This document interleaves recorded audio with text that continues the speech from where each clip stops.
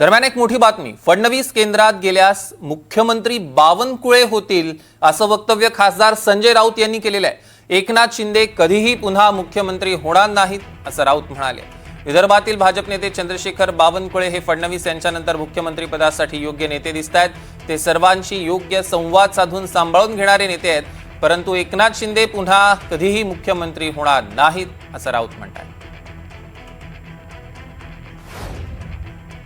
आणि मग महाराष्ट्रातून देवेंद्र फडणवीस हे सातत्यानं केंद्रात जातील असं म्हटलं जातं। आता केंद्रात जातील म्हणजे काय करणार? आमच्या त्यांना शुभेच्छा आहेत की 2029 पूर्वी जर तुम्हाला पंतप्रधान पदाची संधी मिळाली तर महाराष्ट्राला आनंद होईल मराठी माणूस झाला म्हणून।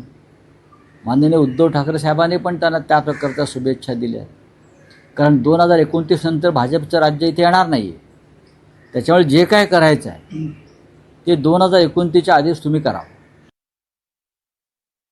एकनाथ शिंदे परत मुख्यमंत्री होणार नाहीत, अजिबात होणार नाही, बरोबर आहे।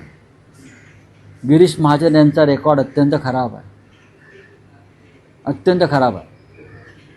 त्याच्यामुळे या क्षणी ज्येष्ठ मंत्री म्हणून जर ते केंद्रात गेले, आम्ही तर म्हणून मुख्यमंत्री व्हा, प्रधानमंत्री व्हा 2029च्या आधी, तर 100% मला असं वाटतं की चंद्रशेखर बावनकुळे यांचा विचार आणि शिफारस हे स्वतः देवेंद्र फडणवीसच करतो।